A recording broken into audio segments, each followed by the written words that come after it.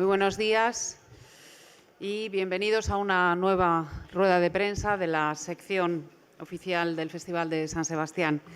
Se trata de la producción estadounidense de Disaster Artist y contamos con la presencia de su director y protagonista, James Franco, y Dave Franco, coprotagonista de la misma. Empezamos ya. Hola, ¿qué tal? Buenos días, estoy aquí. Buenos días a los dos.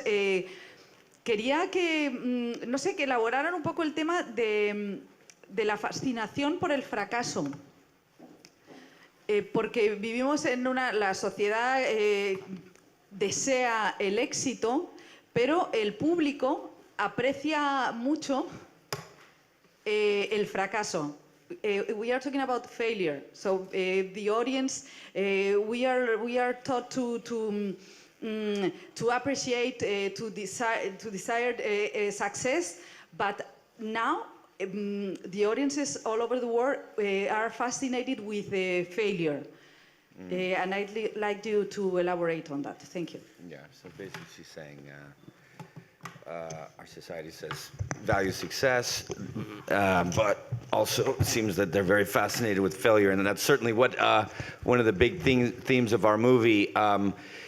There are sort of unending kind of turns of failure and success in the story of Tommy Wiseau. He, I guess you could say, for most of his life, had heard no, no, no. You know, he looked at, particular way, he sounded a particular way, and then he thought of himself as something completely different, almost like he was James Dean. And so I guess you could say that was a kind of failure for the, large portion of his life. And then he willed this movie into being, which in its own right is, such a hard thing to do, to just make a movie. Anyone that's done it knows how hard that is to do. So that you could say was a success, although he intended to make a drama.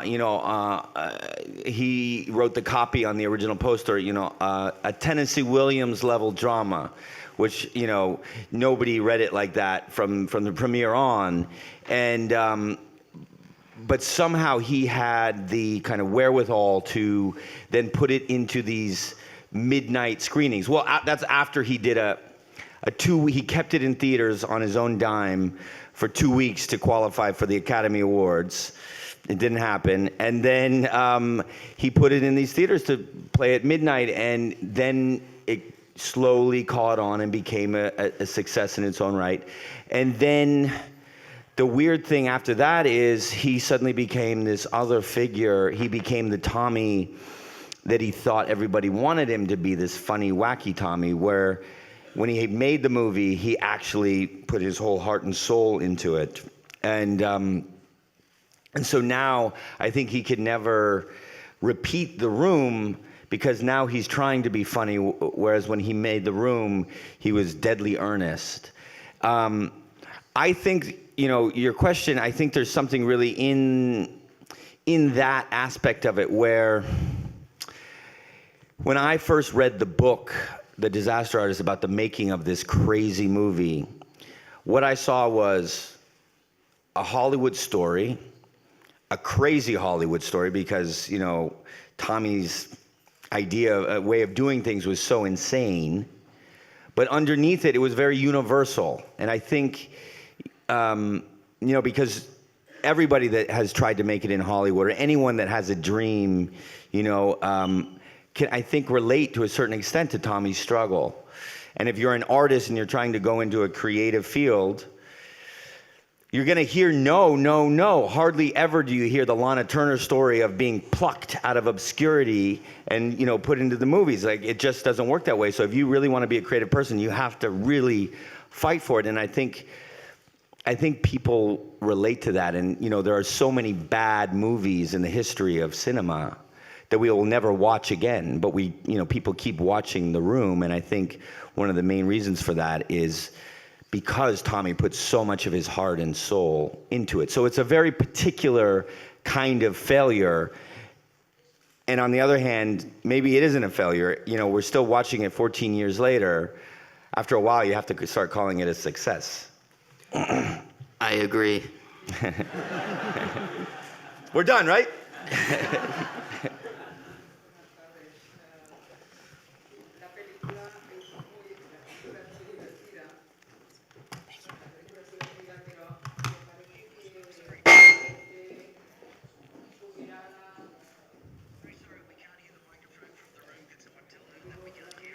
He can't hear the microphone. Yeah.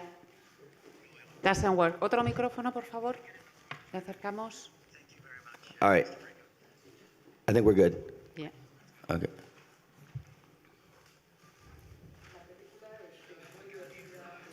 Still can't hear.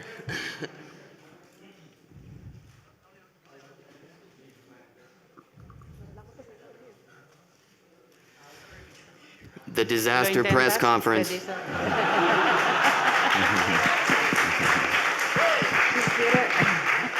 Ahora, la Ahora película sí. es a la tercera. La película es muy divertida, pero como Chaplin, yo creo que prevalece, debajo de esta mirada cómica está el drama de ser actor. Quería saber si James Franco lo ha vivido personalmente, el drama de ser un actor, si hay alguna historia de haber sido camarero antes que actor en la vida de James Franco o todo le ha venido rodado.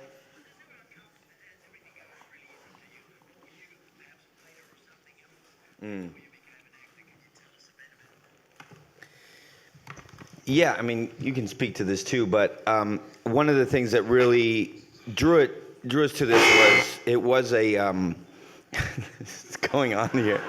This is a disaster.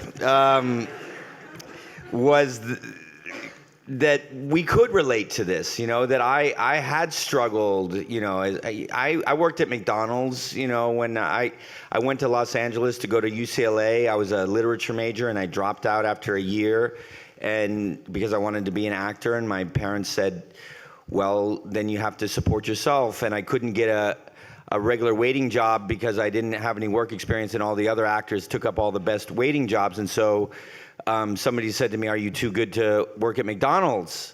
And I said, no, you know, I want to act so badly, I'll do whatever. And I worked at McDonald's, fortunately only for about 2 or 3 months, but and then I got a commercial, but I did. And then when we were scouting the movie, we shot in Los Angeles, and when we were scouting the movie, we actually ended up using a lot of locations where I personally had hung out when I was a struggling young actor. There's a taco place there, Ernie's Tacos, where I spent many hours, you know, reading my scripts and studying and doing these things. And so, in a weird way, this movie actually is very personal. I think. I hope I wasn't quite as crazy as Tommy, but I could completely understand, as I'm sure so many actors and filmmakers that see the movie can understand and relate to these characters. Yeah, just going off of that, I've been on sets before where I thought the movie was going great. I thought we were going to win awards. Okay. And I don't want to say which one. And then the movie came out, and not only was it not great, but it was actually a piece of shit and like really bad. And so there's something about being a young actor and being on set, and even if everyone from the outside can see that what you're working on is not going well, when you're in it, you just kind of have to have that blind ambition and believe in yourself and hope that things are going to turn out positively. Siguiente pregunta. Hola, buenas. Sí, me gustaría saber qué qué implicación ha tenido Tommy Wiseau en la película, cómo ha sido trabajar con él para preparar el papel y, sobre todo, el momento que tú le planteaste, voy a hacer una película sobre el rodaje de The Room, ¿cuál fue su reacción y cómo fue aquel momento?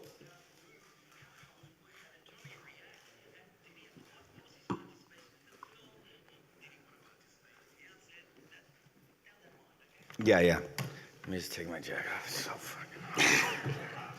Oh, God. Everybody wait while I do this. All right. Yeah, Tommy is a very odd character, as you can imagine. I hadn't watched. The Room has been playing for 14 years now. It started in 2003. I didn't see it. I wasn't a part of the early audiences of The Room. But when Greg's book came out about 4 years ago, I saw it on the New York Times book review. Somebody, said I should read it, and so I read it, and I love Hollywood stories, and I just thought, this is incredible. So then I had to go and get the rights to the book, and Greg was very, very interested and amenable to that. But then I had to get the life rights to Tommy and Greg, and so the first time I ever talked to Tommy was on the phone, and I had read the book, and in the book he's a very kind of difficult personality, very willful, thinks he knows everything and all that. So I was very wary. And I knew from the start that Davey and I, would be good for these characters, that we had the right dynamic for it, that I thought I could play Tommy. I don't know, I just sort of understood him in a way. And I knew that I would look different enough from Dave. If I played Tommy, I eventually wore prosthetics and, chin, cheeks, nose, eyelid, wig, that, we wouldn't look like brothers. And that we had the right dynamic, that Davey, kind of thinks I'm a little crazy, and, and that was the thing, that we needed, but also that I know he looks up to me a lot, and I'm not going to look at what face he's making, but, and so I had to get the rights from Tommy, but I didn't know what he thought about, me playing him. And so on the phone, he goes, so who play me? And I was like, I don't know, Tommy, what do you think? He's like, well, how about Johnny Depp? And I'm like, and I laughed like that. And he goes, why are you laughing? And I'm like, I don't know, man. Johnny Depp, he's like the biggest movie star in the world. I don't know. And we keep talking, and then he goes, I go back to before I say Johnny Depp. Why you laugh? I'm like, oh my God, maybe I'm not gonna get the rights. And I'm like, all right, dude. We'll ask Johnny. And he goes, yeah, you don't go down that road, then you don't know what at the end of the alley, right? I'm like, okay, sure. And then Greg said, how about you, James? And still, I didn't have a contract yet, so I was just like, sort of sheepishly, it was like, yeah, maybe I could do it. And Tommy goes, yeah, James, I've seen your stuff. You do some good things, you do some bad things. I'm like, thanks, dude. And so we kind of kept him away. He didn't really come to set that much. He has a very strange cameo in the movie that was part of his contract, that he had to do a cameo in it. We kept trying to suggest that he do a scene opposite Dave, but he kept saying, no, it has to be with James. It has to be opposite James. We're like, Tommy, it's not gonna make sense. I'm playing you, like, and I mean, we couldn't say to him, like, you can't really play anything other than yourself, but he came like with a ponytail and like fake mustache. He had drawn on a mustache in like pen and sent me a photo. He's like, this is my character.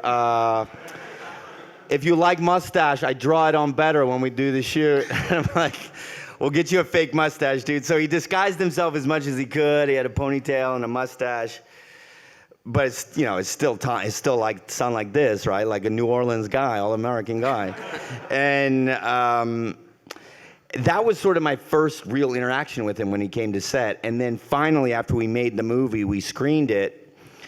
And he came to the first public screening at South by Southwest in Austin. And we had no idea what he was going to think of it, because he said he didn't like Greg's book. He said, Greg's book, only 40% true. And we're like, dude, our movie is based on this book, so I don't know if you're gonna like this movie.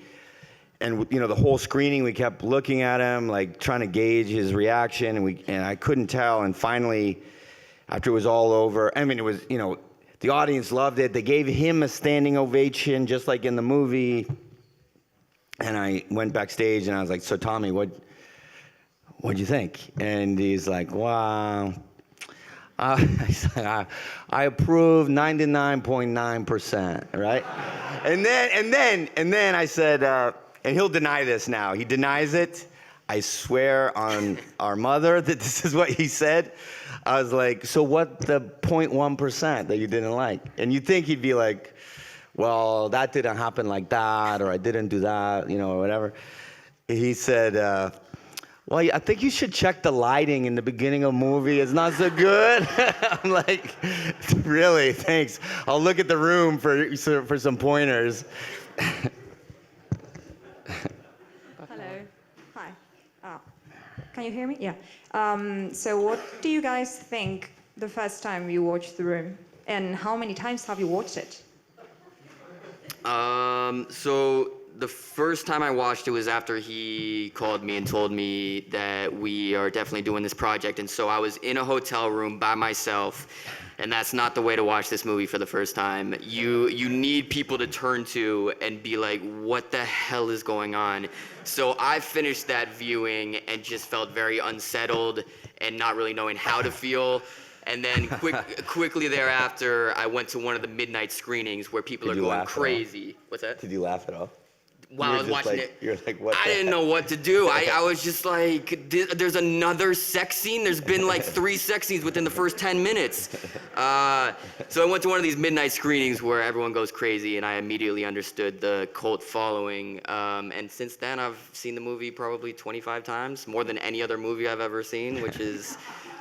Yeah, I don't know what that says about me or the movie, but I think if a movie's that watchable, like my brother was saying, it's like, when can we just start calling it a good movie? Yeah, I'd never seen it. Like I said, from 2003 to 2008, Tommy had actually paid for a billboard in Los Angeles on Highland near Sunset. And it was his face with the, like the lazy eyelid, like staring at you, and it said, The Room. And then what was really odd is there, aside from this really scary face, was like a phone number. And like, what movie has a phone number on it? So I drove past it for years, and I just think like, oh, it's some crazy LA thing. Like it's like a cult or something. Like, you go, I don't know. I found out in hindsight, if you call that number, it just goes straight to his apartment, and he's like, hello, I'll go see my movie at the, Sunset 5 at midnight. Okay, cool. And so I didn't know what it was. And then when I read the book, I suddenly was like, oh, that's what that thing, oh. And I was in Vancouver at the time, and so I went to a screening there, and it was insane. It was this crazy underground cultural event that I had no idea about, and people were yelling at the screen, and they were throwing plastic spoons and footballs, and they were in tuxedos, and it was insane. I'd never had a theatrical movie-going experience like that ever. And I was in. That was actually the first night I met Greg. He was selling his book, and I was just like, Greg, I have to do this. Yeah. Congratulations for the movie. Those microphones. Oh, no, now it works. Congratulations for the movie. I have 2 questions for both of you. There's a line in the film which it really intrigued me, and I'll use it as a question. One of the characters says that even the worst day on a set for an actor would be the best day because he is still on the set. So I would like your comment in that, if you don't mind. And my second question has to do with acting bad. For someone who is a really bad actor or not very talented, it's very easy to act badly. But for a talented actor, how does it feel try to portray with dignity and pride someone who is not talented? Thanks so much. I'll let you take the first one. I mean, because she says it to you, but like, yeah, you go ahead. What can I say about that? I mean... You're a more tortured actor than I am. Am I? Yeah. I guess I can answer that in a roundabout way where... okay, so I promise I'm coming back to the question, but when I was first researching the role and I was talking with Greg Sestero, the main thing I wanted to know was like why he was drawn to this really eccentric guy. And you know, when you're a young actor, for the most part, especially in Greg's case, no one believes in you. Everyone in your life is telling you you can't do this, you're not gonna make it. And so he found this guy, and as weird as he was, Tommy believed in him and he encouraged him, and they ended up, you know, making this crazy movie together. But I don't know, there's just like, I think I've already touched upon it earlier in this press conferences, but it's just like there's something about being on set that's just like, there's nothing like it. And when you want to make it in the arts, it's like, even though when I was first starting out, again, I was on these jobs, some of them I knew they were bad, but I just wanted the experience. I just wanted to be around people and just to be able to like kind of say to the people in my life, hey, I did it, I'm on this set. And then of course they would see the movie and they'd be like, that sucked. And but it's like, I'm doing what I want to do, and there's nothing better than that.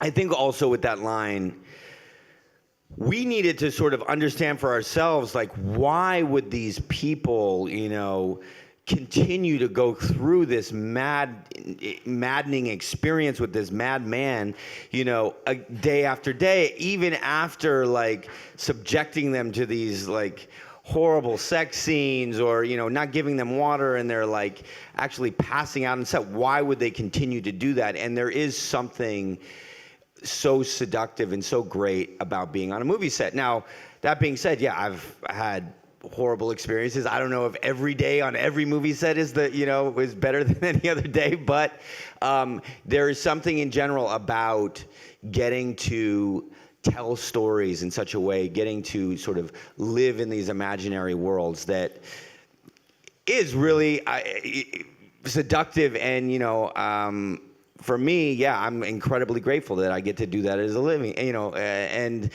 you know, we get to be big kids for a living, you know, and there have been many times. And then not only that, not only is movie making just in general a really great time, on this movie in particular, and on a lot of the movies I've made with Seth Rogen, like, I had my brother, I had my sister-in-law, Davey's wife, I had Seth, I had all my friends around. And so that just adds to it. You know, there's nothing better than that, than working on something that you love with people that you love. I mean, it's truly great. What was your second question? Sorry. The one question has to do with what you already said, and the other one is how a very an actor who has really talent. Sorry. It's funny the way we went about that. It's sort of like we recreated the scenes from The Room, but then also had sort of behind the scenes of the making of The Room, right? We studied, you know, whether it's good or bad acting, you sort of put the same amount of work into it. So when we recreated The Room scenes, my cinematographer, Brandon Trost, spent just as much time duplicating their really bad lighting as he did setting up the good lighting. And the, you know, set designer, Chris Spellman, you know, took meticulous care creating those horrible sets, you know, exactly. And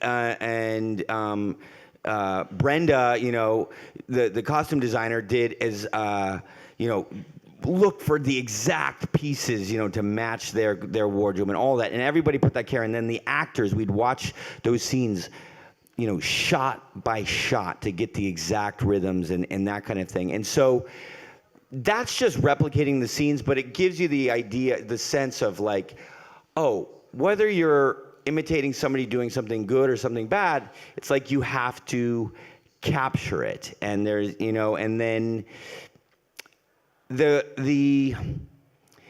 trap to fall into with this overall movie is to make it a parody, to, you know, poke fun as sort of as like the Hollywood insiders poking fun at the guys that do things in such a crazy way. But in fact, our secret, and we've touched on it, but the secret sauce was to understand them as artists, to make them sympathetic, to understand their struggle as our struggle. Even if they do things in a crazy, wacky way, underneath, they are just like us. Hi, congratulations on the film. And I wanted to know what was it like to work as brothers, because we know family sometimes is not really professional. It's more of, yeah, he's my brother and it's funny. So I wanted to know what's your dynamic above all, because you are directing yourself, himself, everyone else, and it's got to be hard, direct and act, and above all, because it's a really complicated character from my point of view. So I wanted to know what was your dynamic on set and off set. Well, he wouldn't do my movies for a long time. That's true.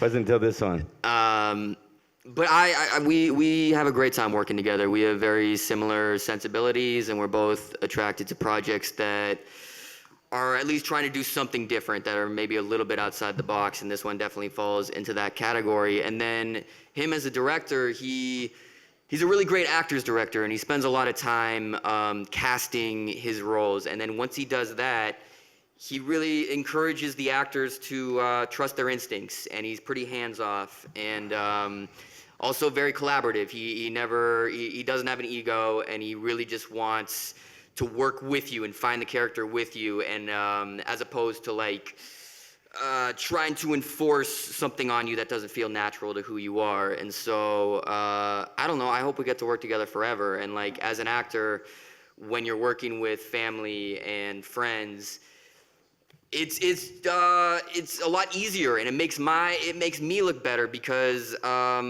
I just feel more comfortable, and I feel more willing to take risks that I wouldn't otherwise, and just knowing that no one's judging me. And yeah, I mean, people always ask like what I want to be doing 5-10 years from now, and the cheesy answer is like, I hope to continue to be doing exactly what I'm doing, which is working with the people I love. I can't imagine anything better than that. Yeah, I mean, I've obviously known Davey all his life, and I've known Seth Rogen since we both started on Freaks and Geeks. And so even though I was directing and acting, you know, it felt like a real collaborative effort. So, and that's really what you want when I've directed myself as an actor, you know, many times. I'm doing it right now for this HBO show, The Deuce, where I actually play 2 characters. And one of the key things you want is a really, you know, strong producer, so that you can, you know, as a director, you set it up, and you understand what you want from the scenes. You set it up, the shots with the cinematographer, and then you jump in front of the camera, and you want somebody, you know, people behind the camera and collaborators that are just on the same wavelength, so that it's sort of like, you do it, you look to them, they're like, yes, you got it, and you know that they understand what you're going for, and they can tell you, yeah, you know, you got it, and they can also, you know, give suggestions and that kind of thing, which is sort of the way Seth and I always worked. And so it was that kind of rhythm. And so when you do that and you have that understanding connection with all the people that you're working with, you know, you can sort of shift roles. So like Seth was the director on, you know, a couple of the movies that we did, and now I'm the director, and we can shift roles, but it's still sort of the same relationship, collaborative relationship, and it's all sort of the same kind of playing music together, and so it just makes my job a lot easier. Hola. Felicidades por la película. A mí personalmente no solo me ha parecido divertida, sino incluso emocionante. Y bueno, yo quería que hablara un poquito sobre la música, porque yo creo que siendo muy simple y apareciendo en momentos muy concretos, va directamente al asunto, a la personalidad, a la verdadera personalidad de Tommy, o por lo menos del personaje de Tommy en la película, que sabe transmitir perfectamente lo que está sintiendo en ese momento concreto y lo que está intentando dar a los demás. O eso me ha parecido, no sé si me gustaría que hablara sobre ello un poquito.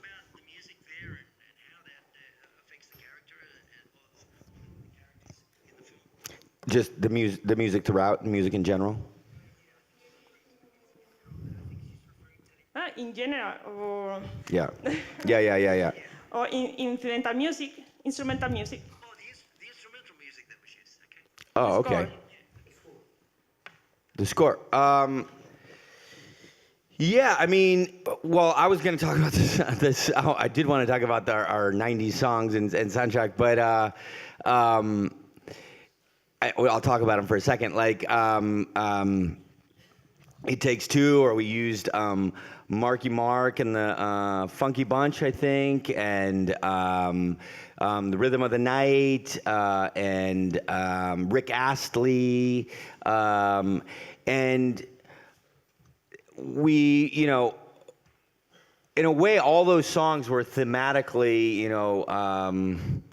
in line for me, and of the period, and this movie is as much about following your dreams as it is about, this friendship and this bond, and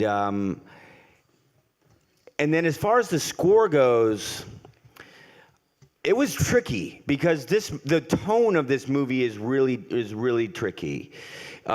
It's funny, obviously, but again, like we said, we from the outset were not trying to do a parody, not trying to do a spoof, not trying to poke fun, and so it's not like you can go in there with like a comedic score. In fact, the score was anything but comedic, I think. Actually, what we tried to convey through the score in general was Tommy's heart, I think, in the heart of the friendship, to play against rather than accentuate this sort of insanity of the behavior, to sort of subtly convey to the audience the passion and the heart and soul that Tommy was trying to put into his movie. And that if we had gone more comedic, then, it would go more in the direction of poking fun. So, in fact, I think the score, and it took a while actually to get, if you want to get into, details of it, but we went through, many iterations of that score, really trying to find and home in on what it was exactly, because it couldn't be a comedic score. Enhorabuena por la película. Aquí, enhorabuena por la película. Quería saber, usted ha intervenido en proyectos como productor, en los que también participaba como actor, proyectos como I Am Michael o King Cobra. ¿Es esta la oportunidad de hablar en el cine de determinados temas?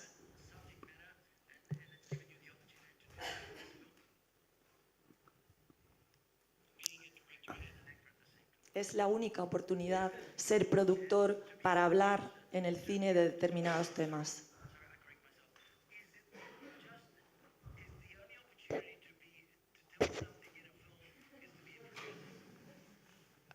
I think I understand the question is, when you produce a film,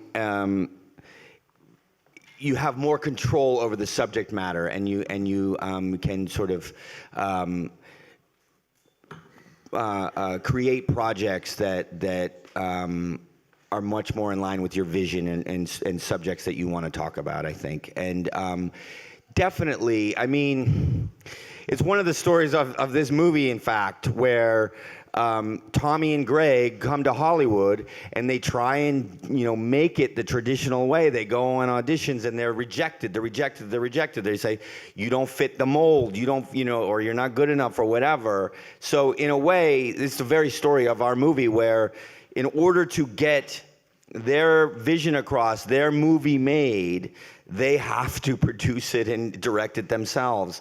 And yeah, it's certainly true on all levels, whether you're Tommy Wiseau or Chris Nolan, whose wife produces his movies. I think to really get your vision across, it helps if you're the producer. It's just you're there at the beginning. You are there at the inception of it. And so it certainly allows you a lot more control. And I know that you can relate to this, but as an actor, there's only so much you can do. There's so much that's out of your control. So you can put everything into a role. You can do all the research and give it everything you have. But ultimately, there's also 100 other people on set, and they need to do their jobs. And there's a lot of times where it ends up being really frustrating, where you put your heart and soul into it, and the movie just comes out okay. And so, as a producer, at least you have a little bit more control from the beginning. Última pregunta. Hola, buenas. Primero, felicidades. Quería preguntaros a los dos, yo soy actriz, me estoy formando, y quería preguntaros que cómo ha sido meteros en esos personajes. ¿Cómo habéis tratado meter diferente, tanto uno como el otro, en el personaje tan diferentes?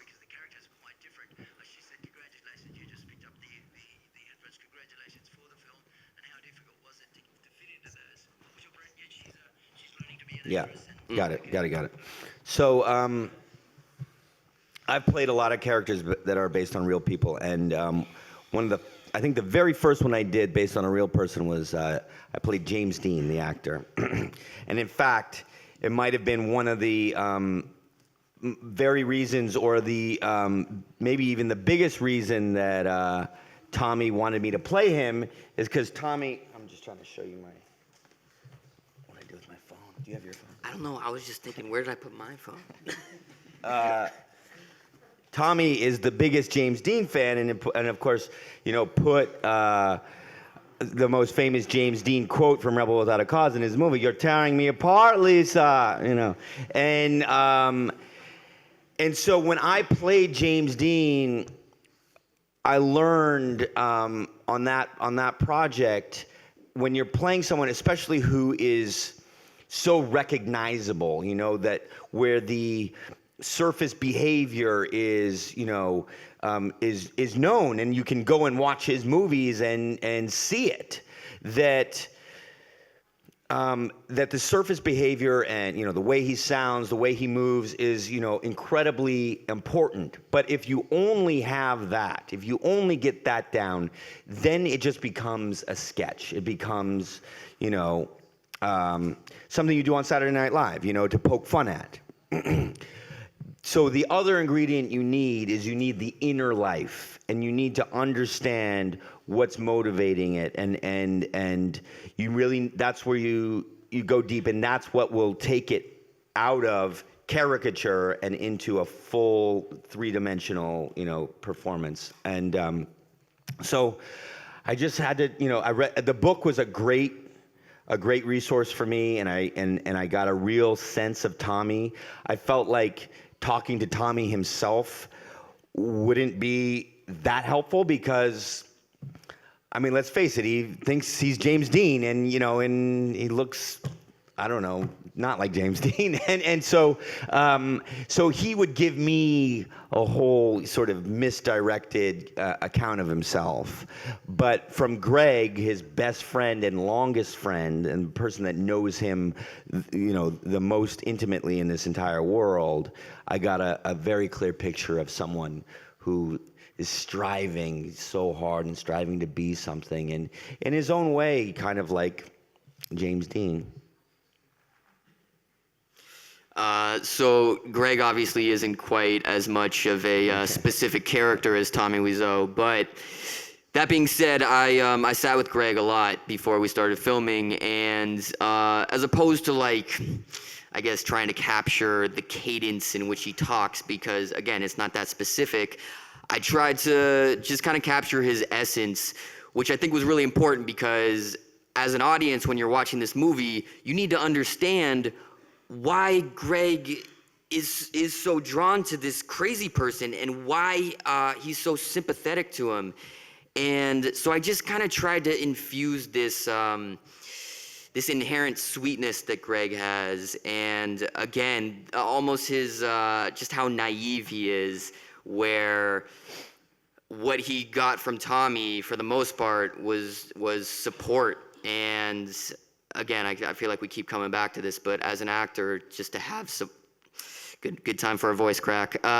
Just to have support that that goes further than most things. Yeah. Okay, thank you very much. Okay, thank you. Thank you guys.